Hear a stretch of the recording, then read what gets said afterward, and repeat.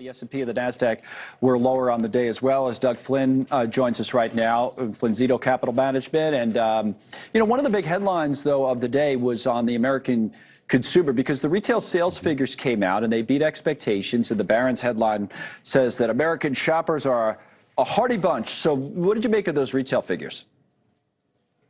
Yes, they spent an annualized clip at 5.6%, and inflation came in for the year at 3.4%. So what that means, translation, is that we're outspending the rise of inflation. And so how long that can go for, nobody knows, but it's going to get tighter. And that's where what they're saying is like 2024 may slow that down.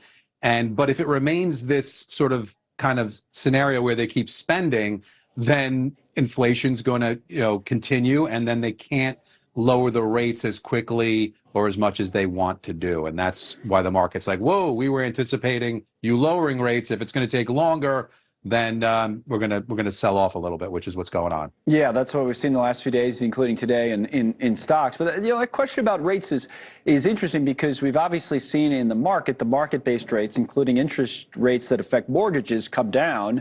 It's a 3-week low, I believe, for the 30-year fixed-rate mortgage, 6.75%, and mortgage applications last week were up, by 10%. There it is, 10.4%. So what do you read into that?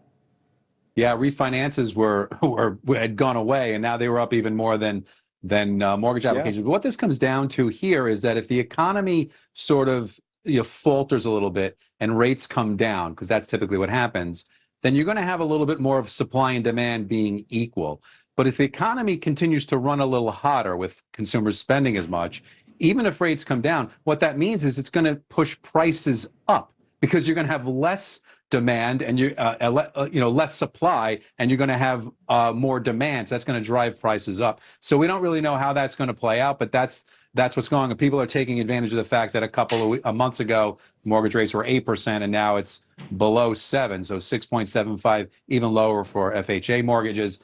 So some refinancing is going on, and people are starting to buy again. And getting into the spring, new houses are going to come out, as they often do. Yes. So hopefully that'll keep things moving. Right, especially if rates are even a little lower then. But again, that goes back to that earlier conversation of timing, and when they bring them down. It's always hard to time these things out, and especially if it's your house, probably better off just doing it when you have to do it, because that's how people usually live. They can't really time it out if they because that's their living situation. I want to talk to you about one other issue is really, really important for, I think, consumers. The White House has this plan for overdraft fees at banks, and sometimes they can be really, really high.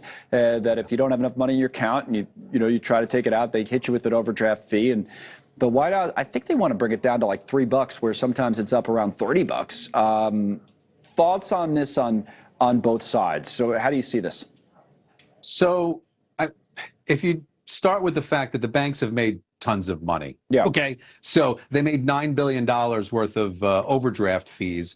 And what the CFPB is trying to do is to cut into that, because typically this happens for people that don't have the most means. They're being charged $30 or $35, and they're testing different amounts, $3, $6, $7. They're going to try to figure out what's fair. But if they can knock off a third of that and save consumers $3 billion per year, it's not going to impact the banks that much. Of course, they don't want to give up anything, but it is really meaningful to people, especially at the lower end, where most overdrafts are paid back within 3 days. Is it worth $30 or $35 every time that happens? Mm-hmm. No way. And so I don't agree with the CFPB on a lot of oversight things, but I think this is actually great. And I also this falls into those junk fees that President Biden kept saying he was going to go after. This is probably one that he should go after. There's plenty of room there. They're still going to make $6 billion, even if they knock off $3.5 billion. Right, because it's not. Sometimes you have, and people say, "Oh, the banks make too much money," and that's a different debate. But this is a situation where, it's